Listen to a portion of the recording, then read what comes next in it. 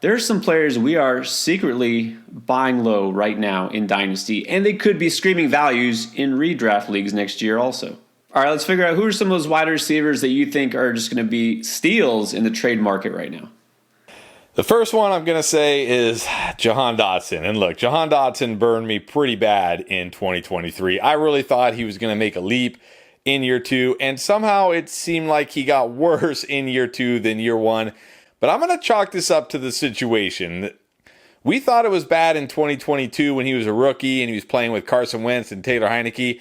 I think it was worse last year with Sam Howell, because even though Sam Howell was putting up big numbers, he was actually terrible as a QB. We saw that down the stretch when, he kind of crashed back down to earth, how bad he was, how bad this whole offense was. I still believe in Jahan Dotson's talent. I still think there is room for him to improve. And there's also huge room for this offense to improve. We know Ron Rivera is gone. We're going to have a new head coach. Got to open up this offense more. Got to be better for the offense. But also, we're going to have a new quarterback. They have the number 2 pick. It is not going to be Sam Howell. Whether the Bears take Caleb Williams with the first pick or some other team trades up for Caleb Williams, it doesn't matter. The Commanders are going to take whoever they think is the next best quarterback at number 2 is going to be an upgrade over Sam Howell. So I'm going to buy into the talent here and the improved situation. And Jahan Dotson is a guy who is now barely valued as a top 40 wide receiver in dynasty leagues. And he's probably going to be forgotten in your redraft leagues because he was so bad last year. But don't be surprised if year 3 is by far the best season we have seen from Jahan Dotson. He's a guy I want to go out and try to get now before he blows up. Well, we know the best place to look for value is from talented players that might be on bad teams or had bad situations. There's no team that was worse objectively last year than the Carolina Panthers, and a lot of that was the offense. So why not look at a guy like Jonathan Mingo and see what he can do in year 2? It always surprises me when fantasy owners just give up on a guy after his rookie season, especially when you talk about a rookie quarterback, rookie receiver combo, and it didn't happen to take off in their very first year together. Sometimes it takes a little bit more than 1 year. And look, it was a disaster across the board, but that's why the Panthers are now going with a new coach, and it happens to be the QB whisperer, or at least that's what we're going to call him, because he made Baker Mayfield look really good last year. That's Dave Canales, who's coming over from Tampa. Will he work magic for Bryce Young? Well, we'll find out, but it surely can't get worse, and I'll tell you that I have some confidence here because I don't think Bryce Young is bad. I think he just needs a little time. He needs a better system in place. He'll have that. I'm not giving up on Bryce Young, but even if you don't think he's going to be amazing, maybe he won't be the next CJ Stroud or whatever, I think he'll be good enough to support some players like Mingo because he was good enough to support Adam Thielen for that first half of last year as a top 10 fantasy wide receiver. But what did we see in the second half? They finally realized maybe it doesn't matter if Adam Thielen gets all these yards. Maybe we should be trying to develop our young players and, not just have this security blanket catching all these passes. So we actually saw a stretch from week 10 to 15 where Mingo was averaging 7 targets a game, had himself a couple of nice games. No touchdowns in there because Carolina just didn't do that, the whole scoring touchdowns thing. But Mingo did show off some of his talent. Remember, this is a guy who had a speed score in the 96th percentile. He's 6'2", about 225. This is why they made him a second-round pick. And oh, by the way, he was a second-round pick. And so while he wasn't one of the top receivers that you hear about in last year's rookie class, they have some draft capital invested in him, and they're going to want to develop him along with Bryce Young. So I have full confidence he'll be the number 1 guy next year. Bryce Young will be better. Mingo will be better. It's also shocking to me the guy's 22 years old. He's not even being valued as a top 50 dynasty receiver right now. I mean, really? You're going to take guys like Gabe Davis over him as if there's somehow a higher ceiling?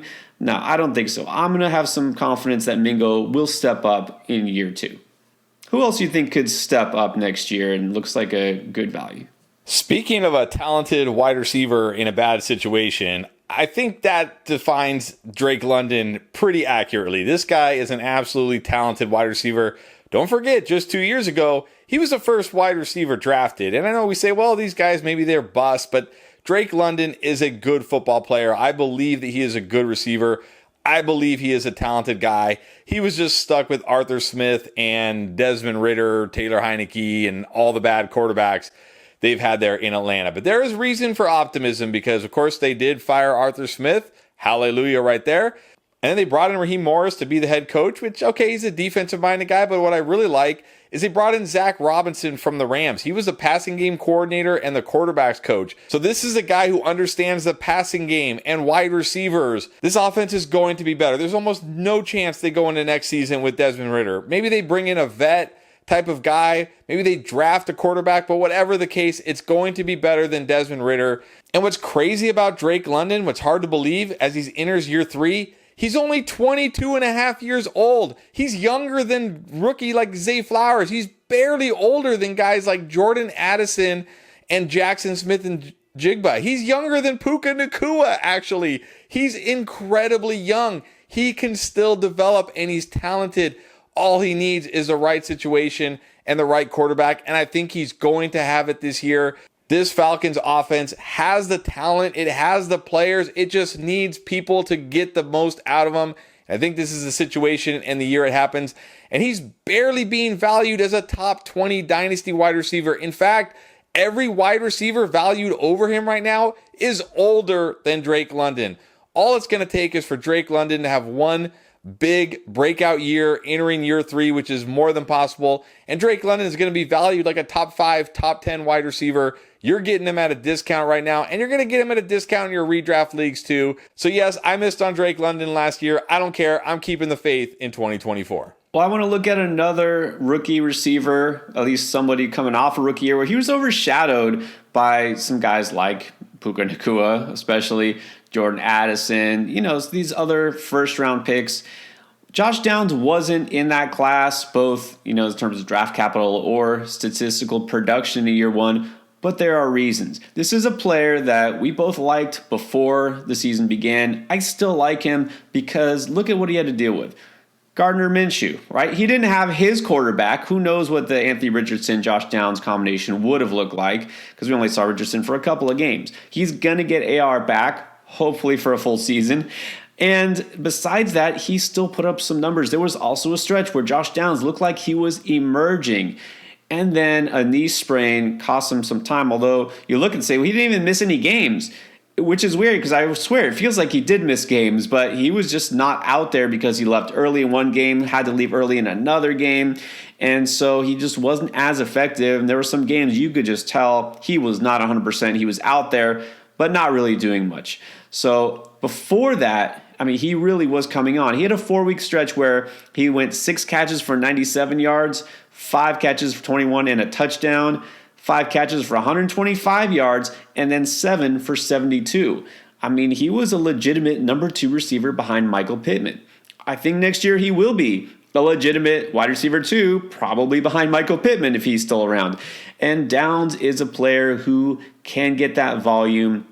This may not be the highest, octane pass offense. They might not throw it a ton, but they really don't have a lot of depth to that wide receiver core anyways. It's basically Pittman, Downs, and then Pierce is just a blocker. He doesn't even get targeted. So I like Downs still. I think he's also being way undervalued because people are going to forget about him because, the second half of the season was pretty forgettable. But that's where you strike. This is where you get talented players who, while he might never morph into a true number 1 receiver, that's okay. You know what? You're probably not going to get the true number 1 receiver on any team for any sort of deal in a dynasty league. This is where you have to look for those number 2 or 3 types who can be consistently productive. I really believe Downs can still be that guy. All right, now you got a veteran in mind who you think's also a pretty good deal. Yeah, and you say, you don't get the number 1 wide receiver on a team, and you're mostly right. But what if you can get the number 1 wide receiver on a team because people view him as the number 2 wide receiver, and that would be Christian Kirk as the Jaguars. This guy is always undervalued every year in every format. People never view this guy as the number 1 wide receiver, but if you look last year before his injury, he technically was the number 1 wide receiver. He had way better games than Calvin Ridley most weeks, got targeted more than Calvin Ridley most weeks. And unlike Calvin Ridley, who's now 29 years old and didn't even look that good last year, Christian Kirk just barely turned 27. This guy still has 2 to 3, maybe more good years left ahead of him. And again, he's just so undervalued every single year in all fantasy football formats. And I still believe in the talent of Trevor Lawrence. I still believe that there is a generational franchise quarterback in that arm of Trevor Lawrence's, and he's going to figure it out. And if he does this year, if this is a year, we could actually see Christian Kirk have the best year he ever had. He was one of those guys last year, if you had him in Dynasty or you drafted him, in the 6th, 7th round of your fantasy drafts, wherever he was going, you were more than happy with the production you got prior to the injury. I think he could be even better this year, and he's probably going to go in that same range this year. He's being valued the same way, barely as a top 50 wide receiver in Dynasty. I don't understand it. This guy is a high upside wide receiver too, week in and week out, and you're getting them at a crazy discount. Whether it's a startup draft, trading for him, or in your redraft leagues, I'm going to get a ton of Christian Kirk again in 2024. All right, I'll up you one and go with a guy who's even older. He's going to turn 30 this coming season. Mike Williams, I guess, has never become the number one receiver and probably never will. Keenan Allen still there, despite rumors this past season that he might be traded or cut or whatever. And then they drafted a replacement, supposedly the Mike Williams replacement, in Quentin Johnston. Well, guess what? Quentin Johnston ain't it. All right, I think it's fair to say that, even though, he's still young, and I know I say all this stuff about Mingo. Look, Mingo was in a bad offense, and the quarterback just wasn't ready.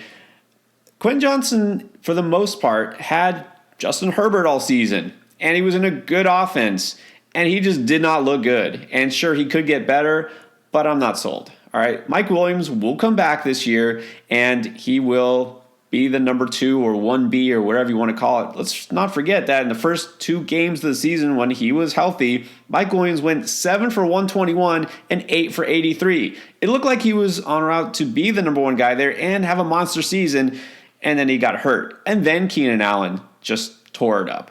Quentin Johnston did nothing. All right, let me just repeat that again. Quentin Johnston ain't it. Mike Williams will still be a guy who gets targeted a ton. He will still make big plays down the field. He's not that old for a wide receiver. He still has the same big frame. He still has that downfield ability, and he still has Justin Herbert at quarterback. And so people will forget about him because he hardly played last year. And they'll look at all those other factors, and you'll say, oh no, Kellen Moore is gone. Does that really matter? Look, they just got an upgraded head coach, and so no matter who's calling the plays, this whole team should just be better. So Mike Williams, again, a guy who's just being forgotten about. Also, outside the top 50, how quickly we are to fade these guys because of a down season or an injury. I think Williams, at the very least, could be a starter every single week in a dynasty league. And I think on draft day, he's going to be a great value as well because he still has that big play in him. Those are some of our favorite buy lows in dynasty right now. Who are the best rookie wide receivers for this year's class? Well, we broke it down. Check out our top 12 right here.